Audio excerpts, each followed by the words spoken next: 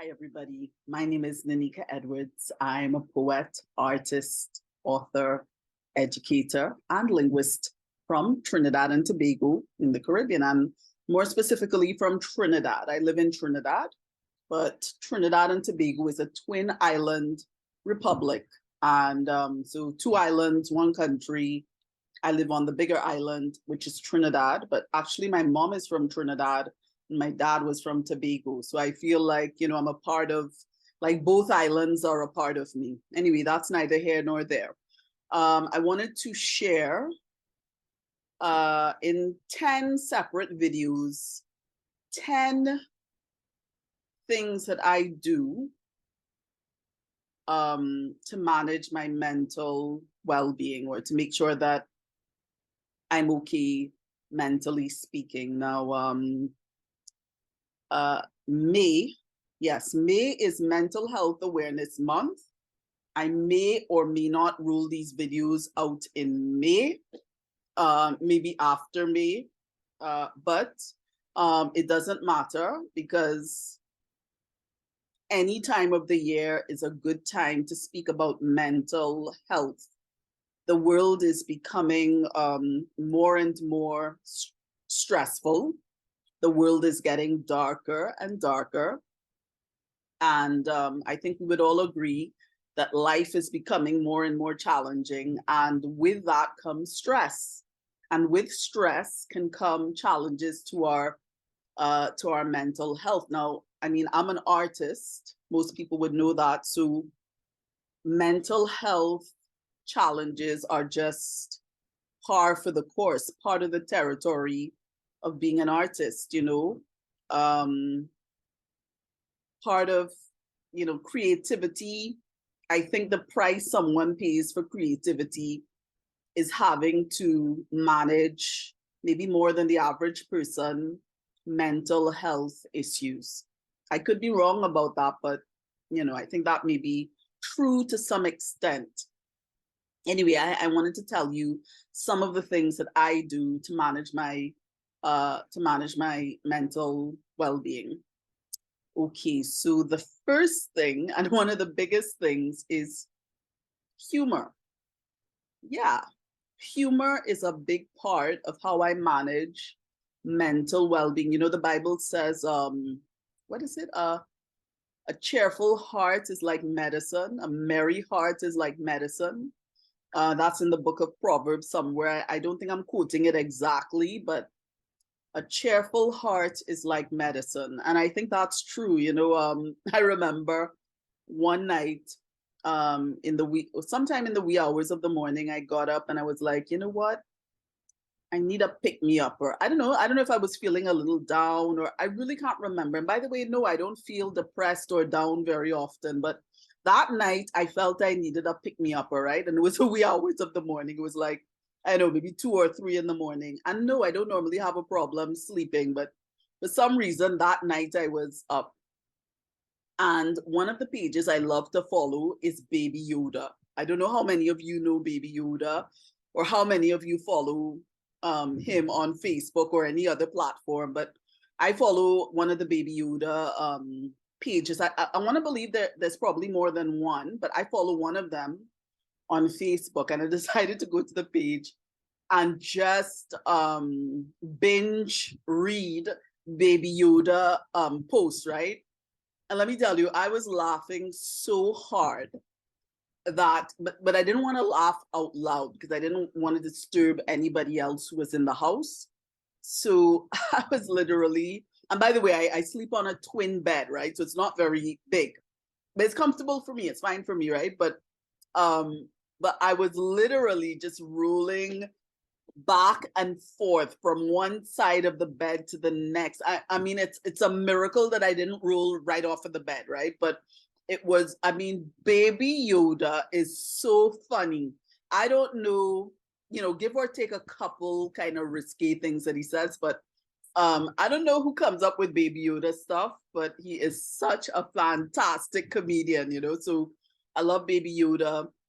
I follow different things on social media that I find entertaining and funny, especially funny, not always funny, but definitely either entertaining or funny. And on the funny side, I follow things like, okay, so Baby Yoda, Star Trek, those Star Trek punny, funny um, posts where they make these jokes based off of these puns. They're really funny, and also there's this Cookie Monster video that I came across first on Instagram, and I also saw it on YouTube. Like if you look for Cookie Monster dancing dance hall or something like that, you'll find it. It's hilarious. I mean, anybody from the Caribbean who is familiar with Caribbean culture and dance, I think would find it hilarious. Like Cookie Monster doing dancehall moves.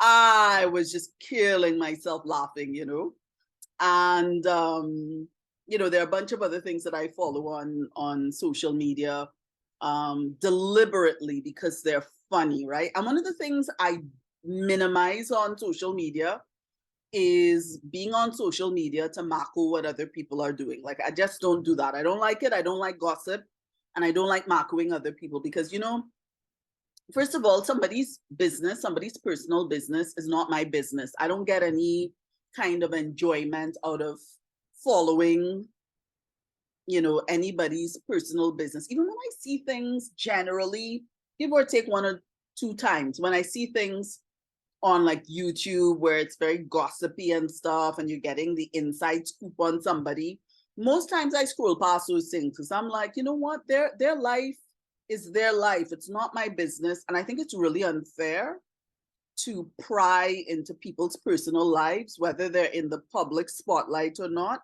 Their business is their business and they deserve their privacy, right? That's how I see it. Anyway, I love following really funny things on social media. So that's one way. That's just a car passing by. I don't know if you could hear that. But anyway, that's one way that I manage my mental health, my mental well-being. Laughing a lot just makes me feel good, I mean, I don't think a day goes by that I'm not laughing because I'm on social media all the time. I'm on so many different platforms. I'm on Facebook, Instagram, TikTok. TikTok is my latest one. I started TikTok at the start of 2022. What else? YouTube and LinkedIn, of course. So I'm on social media a lot of the time, even though I don't really like to be. Although I like interacting with people when people do interact with me, but generally I try to make my time on social media as pleasant as possible by following things that just make me feel good, right? So that's one way that I manage my mental health. And, I think it's so important to have discussions about this because so many of us probably struggle with mentally related issues coming out of a feeling of shame or not knowing what to do, not knowing who to talk to. And there are little things that we can do to help ourselves. And by the way, I would like to direct people to a wonderful website called helpguide.org.